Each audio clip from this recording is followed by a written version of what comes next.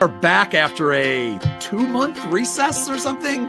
Oh my God, this is ridiculous. We apologize to our listeners, all 12 of them.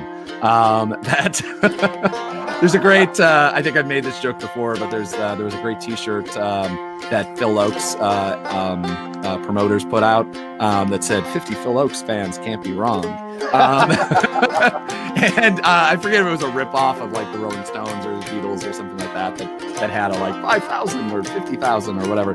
But this is episode 26 of the VisuNews podcast, and we are once again talking about what the hell is going on in Chicago. Thankfully, this time it's not, at least for the first half of the show, about violence or terrible things, but kind of good things. Right, Aaron? Yeah.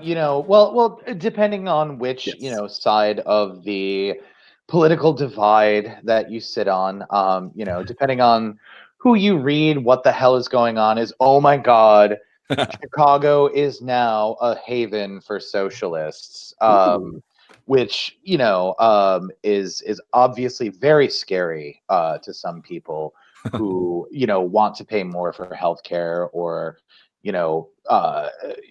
all those things. But yes, we, what the hell is happening right now? We are a day out of our runoff mayoral election and city council elections, where we elected the first African-American woman as mayor, and as many, right now it's 5, but it could be as many as 6 socialists, DSA people to city council, which is in all cases is absolutely just magnanimous. And the election cycle for this city for the past few months has had a lot of magnanimous, just incredible results in that so many incumbent aldermen were challenged and in many cases defeated for people who, are much more connected to the neighborhood, much more connected to their communities, many who come from an activist background, and so we now have the first, African-American woman as mayor. So everything here, from, this is all huge. And this has all been, this has made international headlines for the past 24 hours. Yeah. And she's also LGBT as well. Yes, that is correct. Yeah. So it's like literally she just hits the which is saying something coming from a city that is seen as very lefty and things like that. But I can't remember, like within my memory, has not elected anything other than a middle of the road white man.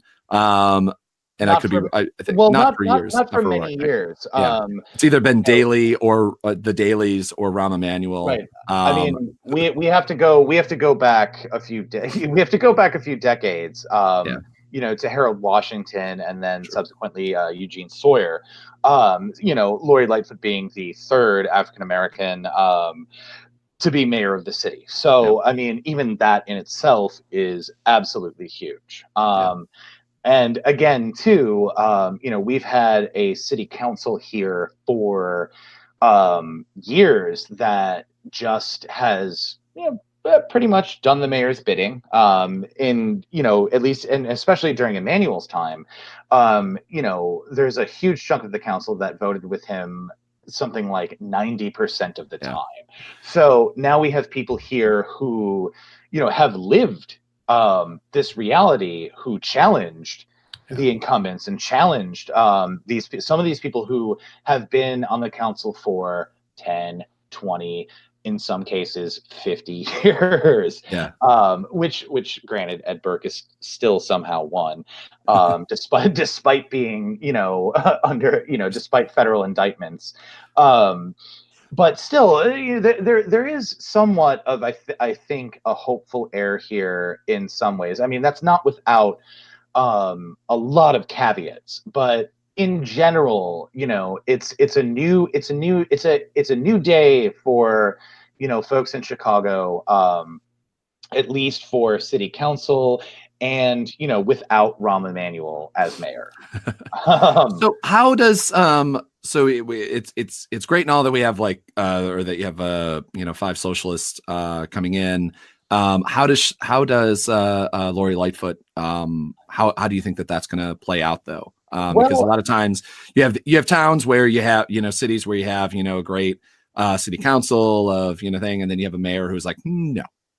I mean, well, I think this is the thing, and this is something that has been sort of overlooked in some cases, or kind of pushed off to the side. But more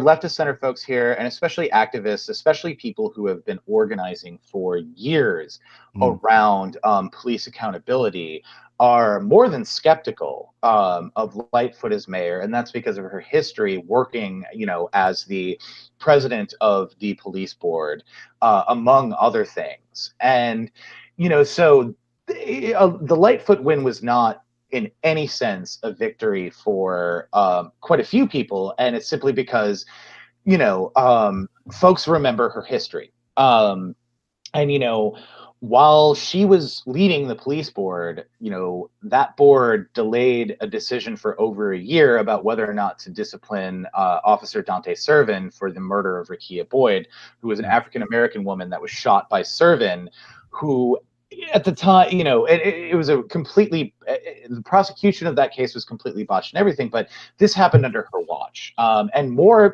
than one thing related, more than one case like that happened under her watch. And so, there was an entire campaign that was just, hashtag Stop Lightfoot. And that was partially, due to, her involvement in the police board and some other things, but also, after the first round of elections, where we went from 14 candidates down to 2, because for folks who don't know about how Chicago's elections work, it is a it's a nonpartisan election where basically if no candidate gets 50% plus 1 of the vote, the top 2 candidates are who you have in a runoff. And in this case, we had 14 candidates for mayor. So your top 2 were Lightfoot and Cook County Board President Tony Preckwinkle. And so the other thing that happened after that initial round was a lot of folks who were, tight with Rahm Emanuel in one way or another, or some candidates that were a little more right-leaning. They were still Democrats, but they were more right-leaning Democrats, and developers and other big moneyed interests really kind of put their money and their time behind Lightfoot. And so folks here, I mean, we've done this before. We've we've lived this for a very, very long time. And overall, message wise, she, both her and Preckwinkle, it was really a lot of like, okay, well, they agreed on all the things. A lot of, huge, a lot of progressive line items here that included, having an elected school board, putting, a moratorium on charter schools and school closures, and quite a few other things. And, the question that people who had been, fighting over those issues here has been, well, is Lightfoot actually committed to this, or will she walk back on some of these things? And one of the biggest examples was the city council and Rahm Emanuel, before he finally leaves, has been trying to ram through a $95 million brand new police academy that will cost $95 million, and it will be built on the west side. And the folks who have been fighting that fight, they've been up against incredible odds, but this became, some of those folks didn't even expect that to become an issue like as big as it did, but it did.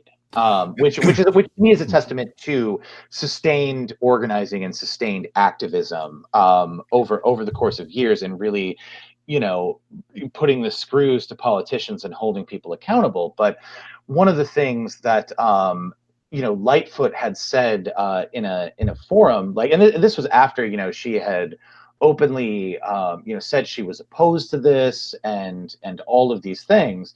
One of the things that she eventually later said, she kind of walked it back a little bit by saying, well, we do need a new academy, but I'm opposed to this particular proposal and things like that. Yeah. Her quote was, we absolutely need a new training facility. But she was opposed to the current, form of it. And then she had suggested that, well, what if we turned some of the schools that were closed by Emmanuel that are still vacant into smaller training centers? And so that's the kind of thing that made, a huge swath of people here who've been, involved in these fights for so long, really skeptical and go, well, wait a minute, okay, can we trust you? Yeah. And so, you have a lot of organizers and people who have said, kind of regardless, no matter what, we're still going to have to keep fighting. We're still going to have to keep fighting. This is going to end up being an administration that we still have to fight for any number of reasons. And, ultimately, and there's already pushback on those folks who are saying, well, no, you don't understand. Because, when people are big fans, when they're super fans of a candidate or they're super fans of a newly elected official, they really, really hate, criticism. But that criticism is part of holding people accountable. And that is the next step in any election, regardless of whether or not, you have, a Republican that's elected to something, or a Democrat that's elected to something, or, somebody who seems more progressive. The natural step of politics should be to be like, okay, you're now in charge. We're still going to hold you accountable.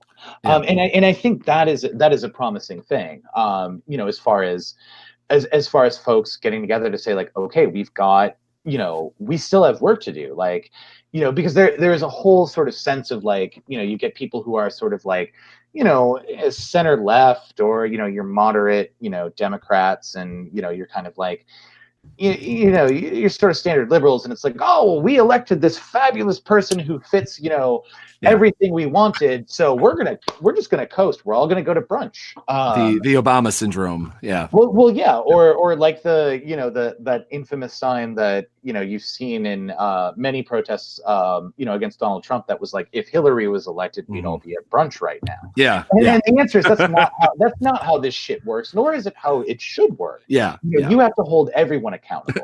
And I mean, you may not be waking up every single morning terrified to look at Twitter on what you missed overnight.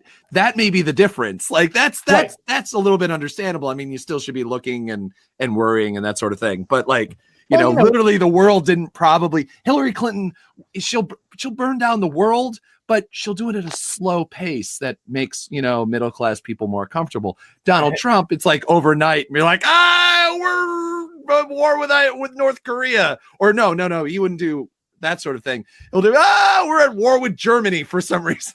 Yeah, but I think well, exactly. But I think going back to this, like I pulled up a Twitter thread I did from a forum I was covering on January 16th. So this is before the first round of elections took place. And there was a lightning round that folks did, and they had a big board, up so that the crowd could see it, and they just went down the line with the 5 candidates that were present.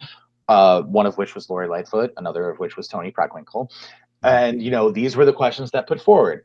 Will you put $25 million into mental health and reopen the clinics that Emmanuel closed? Yeah. Will you support free college tuition at city colleges?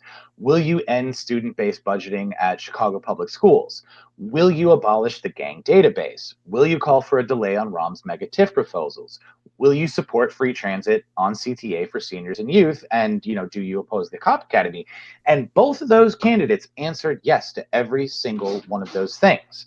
And so, now it's like, okay, well, you guys made a commitment here, and you've made multiple commitments, so in either case, it's, and now we have, who we have as mayor. So the job is to hold, that person accountable because they made these promises, which are all good things. And so I think that's kind of where, we've sort of, there's a sense of like hope and, wonder and amazement here, which I think is good.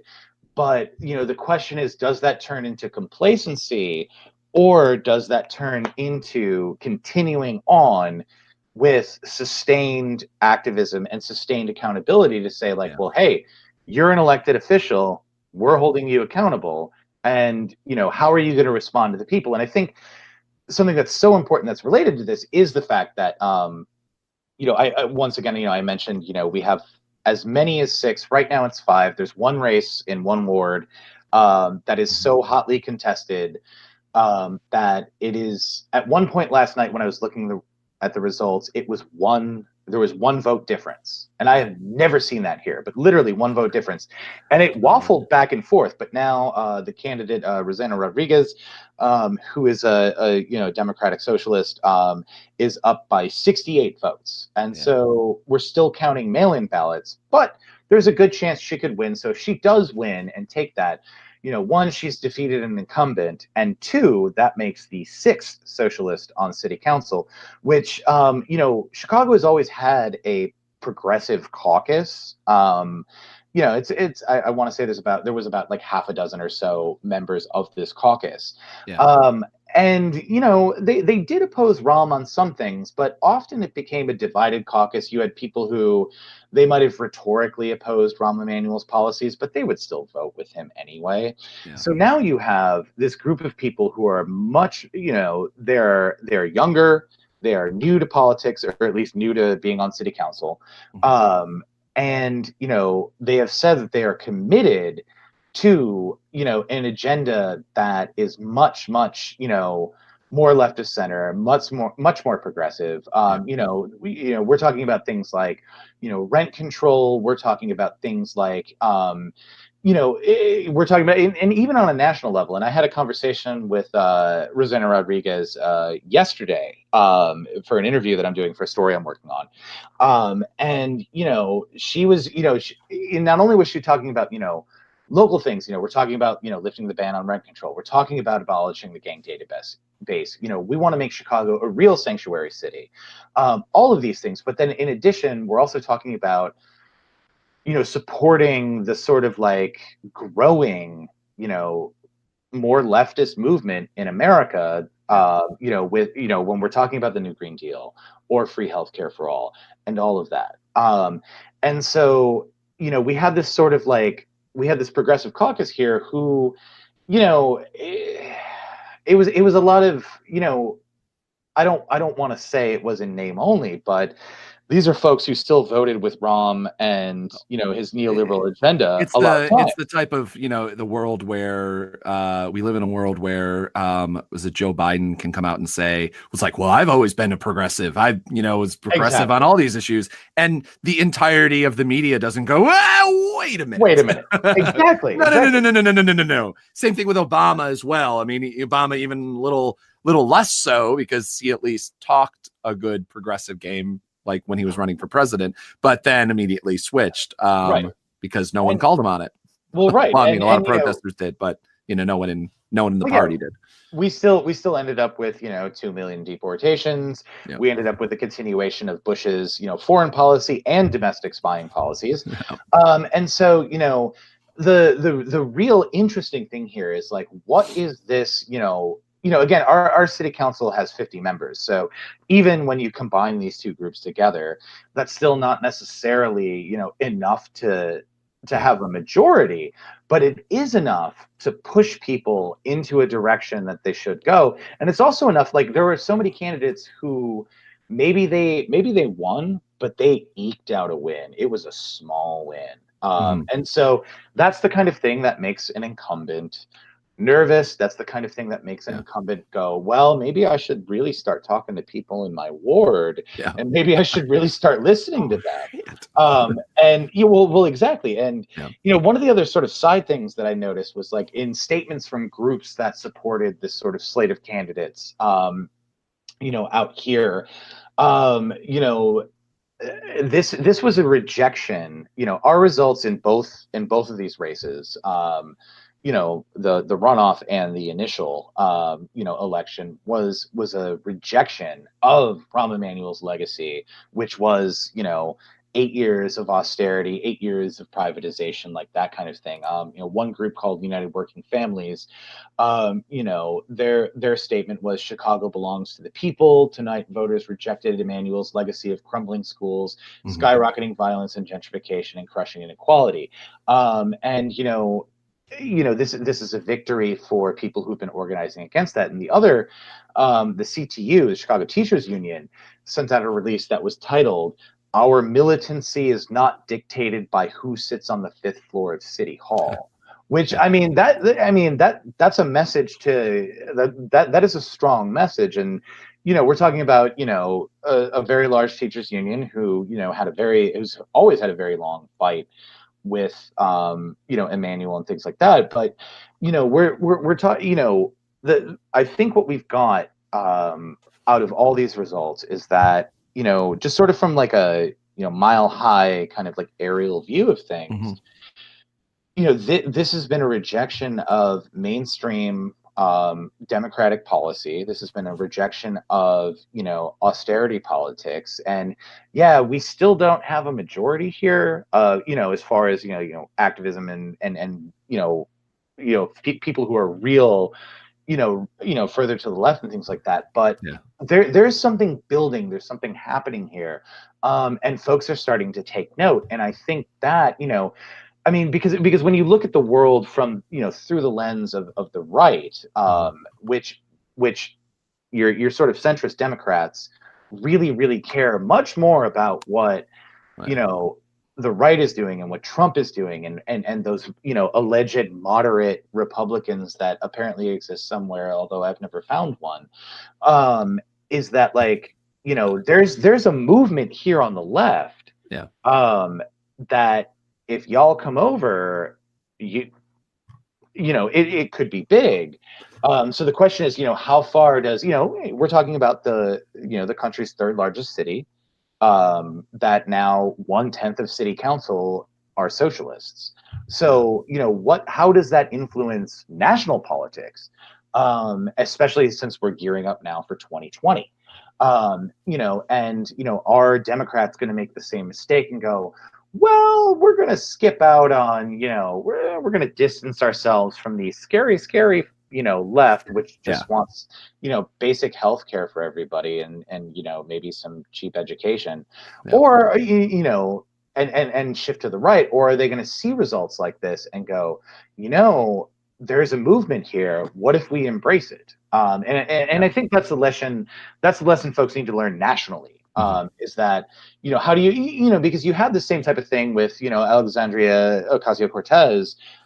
You've got, similar things with Bernie Sanders and all of those kinds of things. And it's like, well, why are we still playing this game where people think it's a fluke that folks who are, genuine leftists and not this sort of like middle of the road, well, let's work across the aisle and maybe only we'll put some people in internment camps at the border.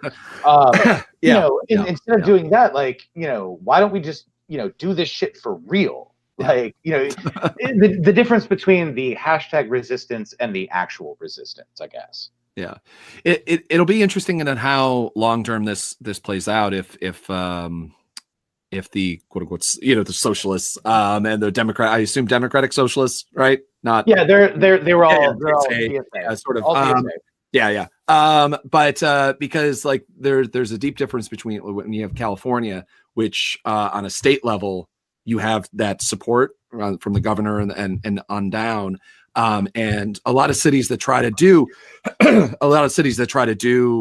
of the more progressive changes end up getting immediately pulled back by state level laws, being like, oh, well, the anti-BDS movement and things like that the state see what their local communities are doing. And then since usually the state like Illinois is a bit more conservative state than Chicago is, get pulled back. Well, and that is interesting because, I think, there are a lot of things here where we do have to rely on state government to make some of these changes. One of them would be to have an elected school board here in Chicago. That needs to be passed through by the state legislature. But, it's not only, the socialists, but there are plenty of people on, who've been elected to city council now who support an elected school board. And, Lightfoot, initially was, 100% elected school board. She's made some comments where it seemed like she's waffled a little bit, but, essentially Chicago has to lobby Springfield and the governor and the legislature to make this change. But Chicago's also the only city in Illinois that doesn't have one. So it seems like a natural thing to do, and it's a thing that we wanted. And, we have a governor that's now that is sympathetic to that issue. So it's the kind of thing where that could be done. I mean, how the details of how that school board will be elected, will be remain to be seen. But is it currently appointed by the governor or mayor, local? It's mayoral. Oh, okay, yes. okay. So that's the thing. Like there are things that we have to deal with state government, to pass in this city, but we now have a more sympathetic governor, and we now have a more sympathetic mayor. That could be, and that's kind of all folks really need to kind of like move some big agenda items that folks have wanted to move. And Chicago is already as a person who has never been a fan of Rahm Emanuel, I hate to say this, but we've already been a leader on raising the minimum wage in the state, in that the city of Chicago's minimum wage, the Emanuel administration came up with a plan where I want to say we go up to $13 an hour this summer, and that's kind of where it plateaus. And folks are still fighting for a $15 state wage, which I think is a good thing. But the fact that we've already been doing this sort of incremental increase over the years, I think is the kind of thing where state government's going to look at that and make a plan. There are plenty of bills that already were sitting there on Rauner's desk that he, just signed off, just threw away. Yeah. So, now we've got, in fact, actually, if I remember correctly, and I'm really sorry I'm spacing on this, it's been a very long day, but I think we already passed we already actually passed a $15 minimum wage in the state. So at some point we're going to get that, but Chicago has been a leader on that. In that, and of course, it's a major city, there are millions of people who live here. So of course it's going to kind of, be easier to pass that thing here than say, a very, very small town or statewide or whatever. But, again, now that there is a sort of you've got a very, very fiery, idealistic leftist force that's growing. And you have a sort of basically, regular old Democratic government. So this is the time. This is the chance that, you can influence. You could push those Democrats left, where 2 years ago you wouldn't be able to do that because it'd be like, well, now's the right time. Kind of worried, don't want to back. Now it's like, no, it's actually fucking go time. So go for it. But again, I apologize for the spacing on the minimum wage that we actually passed it. But it's been, literally in the news cycle, every day is like a fucking lifetime. So that seems like ages ago. I'm so tired. I mean, maybe that's why we haven't done this podcast in so long. Oh yeah, I was just so fucking tired. I've just been sick basically for the last month. So I'm just now, I have a little bit of Alex Jones voice going on. So you do, and I think you should run with it. I wish I could keep it because it's a really I like that gravel. You're like, I can't. The frogs are turning. The frogs. I can't even think of anything insane enough to talk. Well, I mean, my you're like, my chili. It made me go insane. My favorite Alex Jones quote, I think, to this day has always been, I'm a man. I am a human. I like to eat, and I like to fight too. And I think he even threw in I like to have sex or something. I mean, just whatever loud nonsense you can do.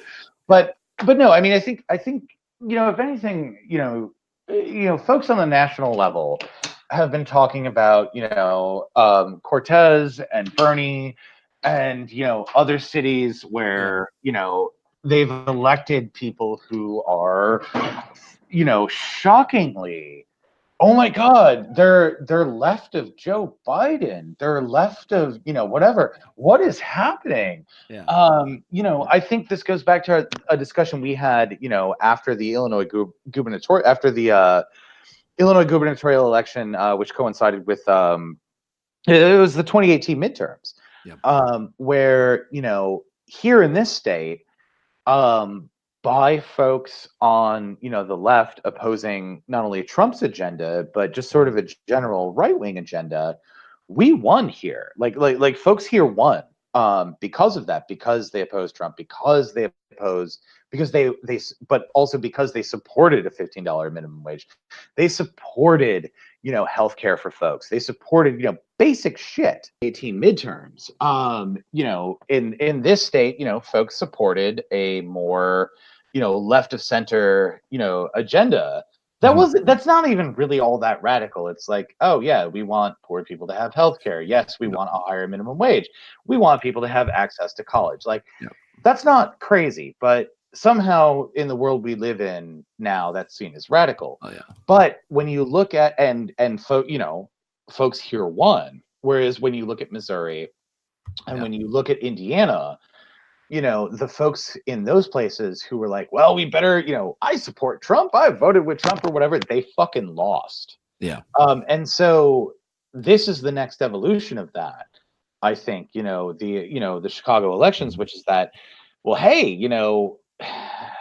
these are folks who, are from the community who, have been engaging in these fights and, they fucking won. Yeah. And so what is that, that can be replicated on a national scale. And maybe you should think about that before 2020. Yeah. Just an idea. Actually, the idea of actually getting people excited about the politics as opposed to going, well, we're not going to be as bad as Donald Trump, which seems to be the Joe Biden. It's like, well, he didn't grab anybody. He didn't sexually harass and sexually assault people. He didn't do that. And like, really, this is the argument we're having in 2019 is that he's not as bad. See how not as bad when it comes to economic policies and things like that worked in 2016. Like, you should really learn at this point, especially and when it's not even like 2016, where I totally get a lot of people being completely turned off by Bernie Sanders and the way that whatever, where it didn't seem like there was any options. And there was only two fucking options.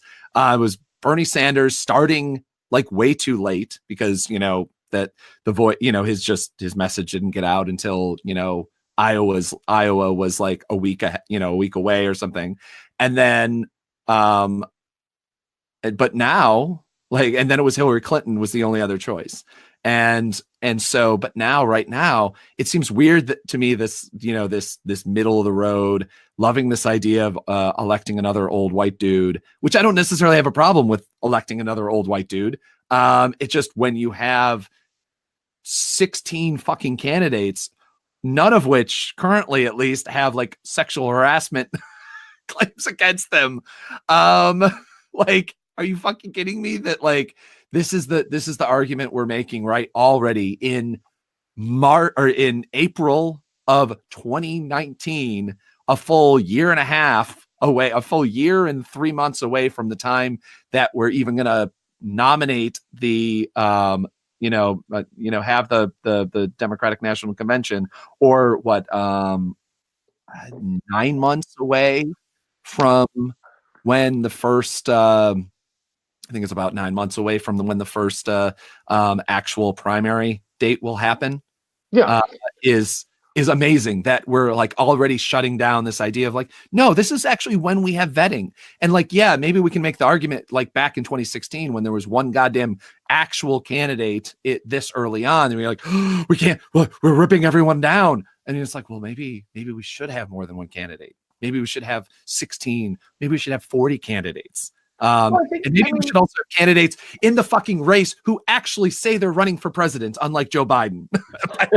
it's not actually, by the way, not actually at the time of fucking this happened.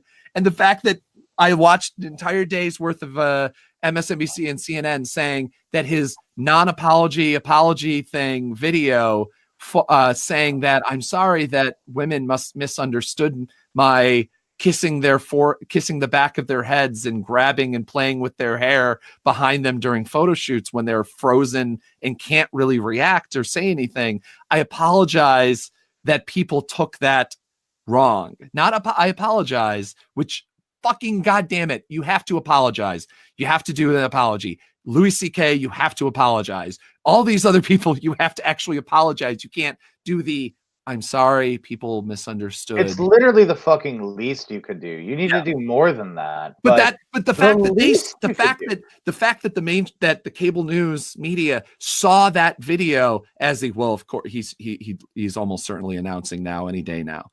And I go, Jesus Christ, that to me, that video should be oh man, he shouldn't announce. Yeah, he has to already apologize. Oh, and we haven't even gotten into Anita Hill. We haven't even gotten into the late 90s crime bill. We haven't gotten into these things. It's fucking hell.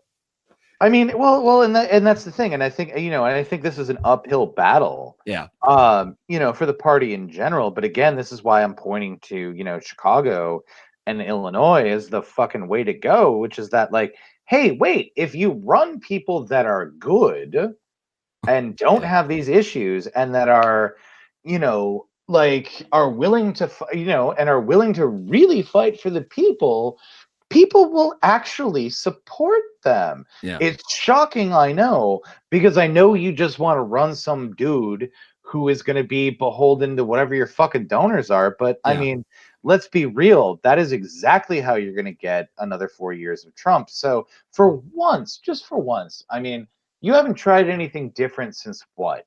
I don't know. Before, what? Dukakis, Mondale? I mean, I'll accept. You know what? I'll accept Obama was something different. And because he was just something different. I mean, he was an African American man who, that actually ran on progressive policies and talked about a lot of things that weren't talked about, just weren't allowed to be talked about, and defeated Hillary Clinton. You just go, why are you running? And it's like they've taken all the wrong lessons they go, well, Joe Biden is so deeply connected with Barack Obama that of course, people will turn out, the Obama base will turn out for him.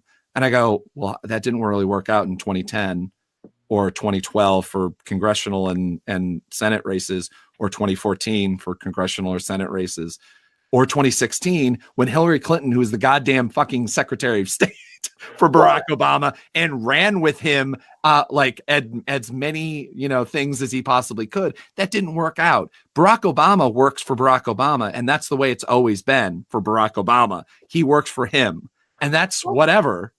And I think maybe this should be a lesson, because of course we're in a time now where people are going to turn out for Trump because he's Trump and because they like him, but they also like his policies, his ideas. And maybe, just maybe, it could be a crazy idea, and I know every consultant out there would say that this is the wrong thing to do, but maybe you should find a candidate that has a policy agenda that people are really into, because then it becomes about the agenda, and then it becomes about them instead of about a person. And again, going back to 2016, as far as Trump goes, I mean, yes, he won thanks to the Electoral College, but he did not win the popular vote. But who really won the popular vote was no one. It was people who didn't vote. So why aren't you talking to those people? Yeah, you would think. Because and this is the secret thing that no one ever wants to fucking goddamn talk about in the 2016 races. That's how Donald Trump won. He got loads and loads of people who didn't vote before to turn out and vote. And that's the biggest thing. Is not even why he won. It's why no one, including the Trump campaign or the Clinton campaign, thought that he was going to win. Is that all of these people, like I knew that 2 weeks ahead of time because I was continually talking to people at Trump and Mike Pence campaign stops and going, oh, who did you vote for before? It's like, oh, I've never voted before. What? Like literally I talked to dozens of people, obviously small polling set and everything like that. But when you talk to people who are turning out, not just to vote, but turning out weeks ahead of time to come to a campaign event, and waiting for hours to get into that campaign event, and then waiting in a crappy airplane hangar in the middle of hurricane ravaged North Carolina, like coastal North Carolina, where my hotel was literally washed out, and so it was not open, and I had to rebook. And the only thing open was the Waffle House. They're turning out in those areas, and they're not just, and that they're going to vote. Like those people are going to vote. And then I'm literally watching the, MSNBC and CNN and everybody talking about, well, just because they're turning out to rallies doesn't mean they're going to vote for him. I'm like, what the fuck are you talking about? Yeah, like you're telling me I'm going to go to the music concert and not buy the CD or not buy the t-shirt. Like I'm going to find, if I'm paying $150 for my Bruce Springsteen ticket and I'm waiting in lines and I'm waiting and waiting and like he gives me a great show, who's fucking album I'm buying, I'm likely going to buy. I don't know too many people who go to a Springsteen concert, go to a Elton John, whatever, like, and pay the money that they're going to pay or wait the time period that they're going to have to wait for, that just don't like him. And we're like, oh, well, I just wanted to see what he was like. You're like, yeah, there was some people who, very, very few people were like, I'm just here to see the freak show. Okay. But a year into the campaign, those people aren't showing up because they've already seen the freak show. They've already seen the freak show showing up on MSNBC and CNN every single fucking night. But yeah, anyway, I've had this rant many times before and no one fucking listens. So, and both of us have done this rant. Yeah. But I think this is, it's an important lesson again that, like, what people do, like, at least on a local level. And, if you want to start organizing, and you and I have talked about this many times between the two of us in conversations, but, if you want to organize people, you have to start organizing them locally. And you have to connect with local issues, and you can't just do it in a way where it's just like you make a passing mention of something. And this is something that, like, I covered the Bernie rally here. Yeah. What was that, 5 weeks ago or something like that? I don't even remember. It was, that might have, that might as well have been a lifetime ago. But again, even in his stump speech, it was his standard stump speech, which, okay, whatever. But at least they did the bare minimum, which is that they had two local activists come up on stage and, as the warm-up crew and really talk to this crowd of 10,000 plus people about this particular issue that Chicago is facing. And I think that's the kind of thing that attracts people to a candidate. It's like that was a huge platform for the No Cop Academy movement. That was a huge platform for folks who've been fighting against gentrification in their neighborhoods. Yeah. And it's like, if you can't even do that, because, like, I mean, Hillary's only stop here in Chicago was that I remember from the last campaign or from the last cycle, was she did one event in Bronzeville that was public that I went to and I covered. And it was small, it wasn't big.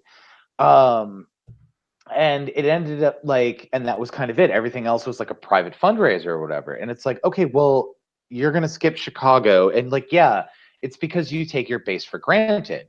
And it's like, yeah, most likely they're going to vote with you. But then you applied that theory to Wisconsin, to Michigan, to all these other places where you just took everybody for granted. And you know what? People stayed home because you didn't talk to them. So come out and fucking talk to people. Come out, and that's how you win elections, like on a local level, like on a city council level, which is like, Yeah. a lot of folks that I was talking to, one of the DSA people who won, unseated a long-term alderman who was a really, really tight ally of Rahm Emanuel, and it was like a shocker. Andre Vasquez, won. Yeah. And a lot of people I talked to was like, well, yeah, like he came to my door. Yeah. Like he and not only did he come to my door, but he came to my door and he, asked me what my issues were. And he was like, okay, I get it. I'm gonna help you with that. Yeah. And I genuinely care. But then on top of that, had a platform that was very populist, very leftist.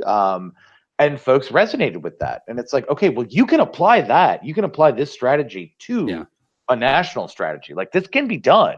There's no reason why it shouldn't be. And yet I think we're going to end up making huge mistakes in 2020. Yeah.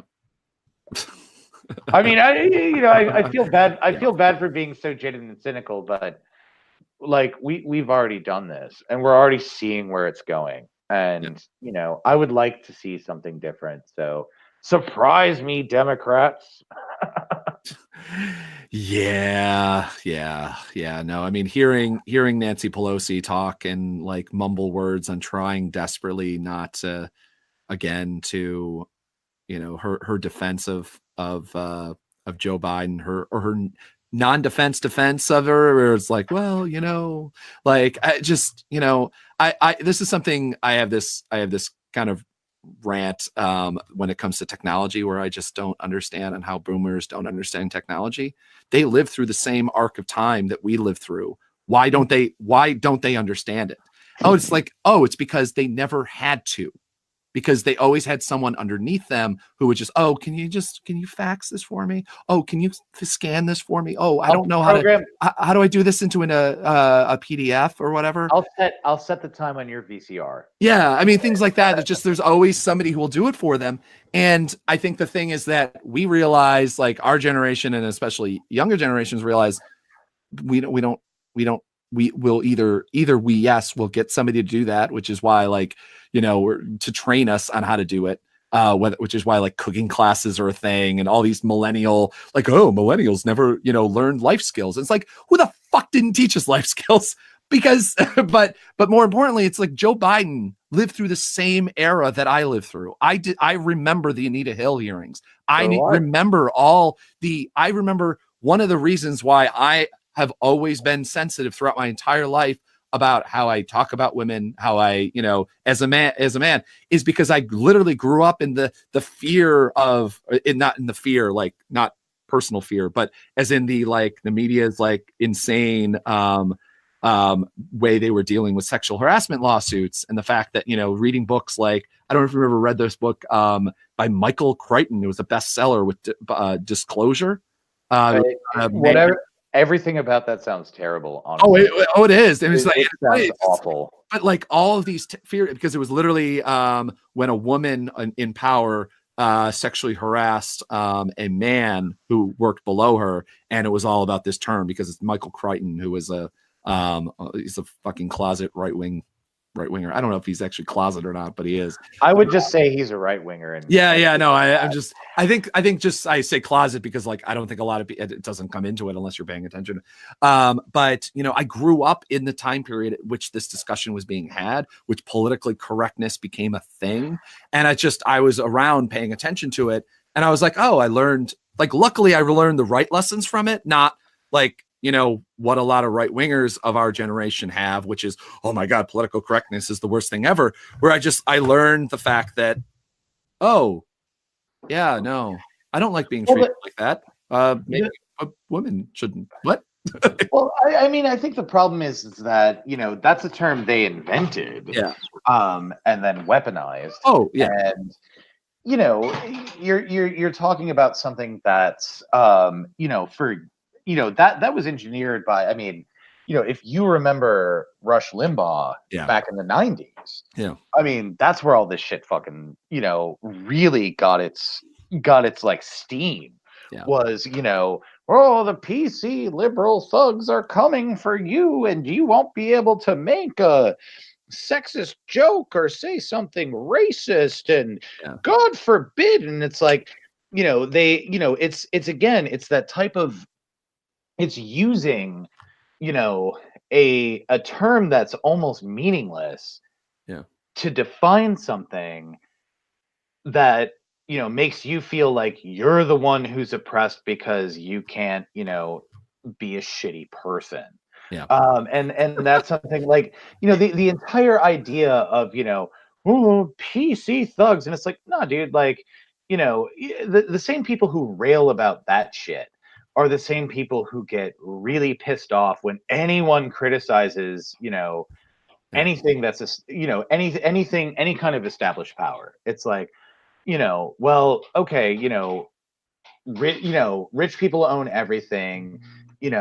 So many, we're dealing with a racist police system. We're dealing with a racist government. We're dealing with all this. Well, you're just PC. You're just PC. It's bad. And so it's again, it's just. It's funny because I have this thing, this weird moment. I was in New Hampshire back in, it must have been 2015. I was covering, I don't know, with a couple different, there was, it was like right in the height of, or this was right before the week of the primary election there. And so there was Trump was having rallies, Bernie was having rallies. And so it was just one of those, I actually stopped in a bar to grab food and try to file and that sort of thing. And everybody saw my cameras and everything like that. So it started, random people at the bar started having conversations with me. And, most of them were like, there was one guy literally wearing the MAGA hat down there who was like poking fun at me, like in a lighthearted way. Also, it was 2015, so it wasn't like Jesus Christ, or 26, maybe it was early 2016, but it wasn't like, now I'm just fucking, I don't deal with people who are wearing MAGA hats at all. It's like, okay, no, you've lost the adorableness of the like wearing a fucking trucker hat when you're wearing a business suit sort of thing. But there was never anything adorable about that. No, but I mean obviously ironic adorableness when I'm using that word. But there was a guy who like was having he was obviously listening in on something, and I think I was talking to a Bernie supporter or something like that was next to me. And it was one of those classic like Tom Friedman-esque sort of like moments sort of thing where it's just like, oh, I was just sitting at a bar and I had this conversation with a farmer from New Hampshire. And the dude was a fucking farmer from New Hampshire. Like he was in fucking coveralls. Like it was fucking weird. And I started having this conversation, and he just, isn't doing it really mean. He was just kind of ranting about, wasn't ranting, I think ranting's too far, but like talking about political correctness and how it's gone too far or whatever. And I go, you know what I think I might have said something like this. You know what my grandmother probably would have called that? Is just being nice to people. Like if somebody wants to be called, like if my name is Zachary and I want to be called Zach, or my full name is Zachary Donald and I want to be called Donald for some reason, like it's a dick move to call somebody Donald. Like, or it's a dick move to call them something else other than what they are. If they're Dr. Roberts and they want to be called doctor and they have a doctorate, you want to be called doctor. If a transgender person wants to be called by the name that they chose that may not match the birth gender, whatever, not gender, but, sexual organs that they had, what the fuck cares? Like, you don't have to fucking buy into the whole, quote unquote PC, whatever bullshit, as we'll say, or as they'll say. You just have to be a nice fucking person. Like, what being a nice person is just, you're like, oh, your name is John. Okay. You're wearing a dress and your name is John. Who cares? Like, your name is John. Like, this is what this person asked for. And it just seems weird to me that that's kind of what I learned as a kid from the PC, from the whole scare tactics. And luckily I had good parents, and when it comes to teaching me about these things, good New Deal-esque Democrats who are just like, just let people, if they want to be whatever. Like, somebody doesn't want to be hugged. You know what you do? You don't fucking hug them. Like, and if you don't know if they don't want to be hugged, you know what you do? You ask first, or just don't do it. Like, I've never understood why this is such a difficult proposition for 70-year-olds. My grandmother, who passed away when she was 82, 10 years ago, understood all of this. And she's a Catholic school teacher. Like, damn. I did my time in Catholic school. I did 12 years in Catholic school. And I think that's a whole other episode, because I learned a lot from that. That's actually where and how I got, became class conscious, was because of Catholic school. Because, like, I mean, I had never, when, the Catholic school I went to in grade school was a very, very underfunded, and, like in a working class neighborhood, and, didn't have a lot of money. But then, like, when I went to high school, I mean, I met people who had, I met kids who, like, had brand new cars, and they were 16 years old, and I was like, how does this happen?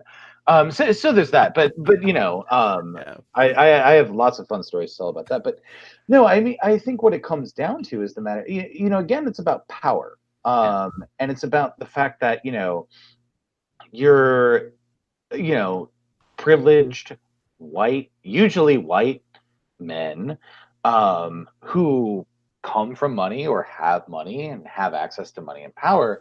The second anyone, gets any kind of, the second there's a check on that power, or the second there's, like, someone who is not like them, that challenges their authority, shows up, it's like, whoa, I'm oppressed. Like, why isn't anybody thinking about me? I mean, there's this whole set of stories that, have been coming out regularly about how, wealthy socialites are afraid to fly on private planes, and, that kind of shit. And that has a direct correlation, I think, to, racism and sexism and, homophobia and those things, in that it's the same kind of thing. It's like, well, I can't even send a racist joke over email anymore. But that's literally, what what folks are saying. And it's like, but the way that they articulate it is that, well, it's because of PC culture that I can't do this. And it's like, no. People are calling you out for being a dick, and for being wrong, and for being what you are. You're finally being challenged, and you don't like it. And that's one of the biggest things. We should wrap up because we're at the hour point. But that's the biggest thing I don't understand about with the Joe Biden issues, is that, because a lot of the defenses I'm seeing, like all these older white progressives and Democrats and everything like that, defend him because he's just like, well, that's the way of the generation was, and that's the way. There's no reason, it's like, oh, they're bringing this up now because of whatever. And the fact that women were uncomfortable always with creepy old men or older men, or anyone who they don't want to be touched by, or young children, or whatever. They've always been that. The only difference that changed is that people now feel comfortable coming out and saying, yes, I was uncomfortable about that. Or in the same way, it's like, it's not that sharing that meme, or having a photo, or I'm trying to remember how we did things back in the 80s. How did we share our racist material? Just through television and media in general. But it's just like, it wasn't that having that, poster, having that flyer, or being part of that group wasn't racist in the 80s or 70s or 60s or 50s or 40s or 30s. It's just that people are now calling it that because it always was. Well, because finally people, there is a chance for, people to have agency. Yeah. And that's something new. But I think there's also something here, and this is where I swear to God, I'll try to end. But I was having this conversation with someone earlier today, which is that I think today, right now in our in the time we live in, we have this problem where we confuse partisanship with accountability. Yep. And so it's like, oh, well, so the case, Joe Biden is a good example of this, which is like, oh, well, he's an important, prominent Democrat, and therefore we must support him because he will be a check on Trump. That is not accountability. Yeah. That is not even a check and balance. Yeah. That is just, pure, party loyalty or whatever. And it's like, no, real accountability. And I will trace this all the way back to the initial start of this conversation, which is about, the Chicago election, which is that,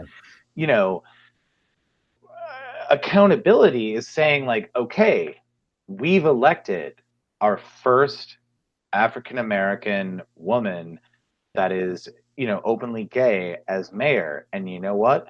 We're going to hold that person accountable in the same way we would hold anyone accountable. And that is the difference. The DCCC and, mainstream folks and support, people who are loyalists to a certain candidate or whatever will often be like, well, how dare you come after my person? It's like, no, and often the reason why they do that is they make it a partisan thing. It's like, well, if you're not with us, you're against us. And if you're not with me, obviously you oppose, this list of things. And, some of them might be good, some of them might be bad. But the reality is it's like, no, that's not what this is about. This is about accountability. And accountability is something that's different. And accountability is why people are, saying, Joe Biden, for the love of God, don't fucking run. Let's get, for the love, and that's why, that's an accountability issue. And accountability is not the same thing as, partisanship. And that's something that I think that has been lost because people are, it's like, well, how are we going to get Trump out of office? And it's like, yes, that's a big part of things, but that is not, there is no reason why you can't do both things and why you shouldn't do both things, for God's sake. Yeah. This is how, all of America and, and the Democrats in general have been pushed so far right over the years, is that there's been no accountability. It's just been a series of going like, well, hey, we're not as bad as those people. But when you do that over 20, 30 years, the bad people are allowed to be bad and be worse. And you're catching up with them. So, you know what? Punch the other fucking way. Yep. And that's it for me. Great. And that's a good thing to wrap up on. Eric, when can people expect your this will probably be up Thursday. Today's Wednesday, right? Yeah, Thursday. I mean, if this is up on Thursday, my Nation of Change piece on the Chicago mayoral election should be up by then. Okay. And then in addition, I'll have a forthcoming one on shatterproof.com, where I've been doing a series. I think I've done 6 stories right now. Plus I also do a podcast with them. So I think we've done 5 episodes of that on the Chicago mayoral election. I've also got a couple stories up on thirdcoastreview.com. So, I'm the guy you want to talk to when you want to talk about Chicago. Like, that's my thing right now is Chicago. Chicago. I grew up here. I've lived here forever, and I live on the South Side. Yeah, just so folks know. And so this ends our part 4 of the ongoing series of what the hell is going on in Chicago? Socialism. Anyway, thanks for listening, everyone, and subscribe and everything like that on iTunes and all those other places. So.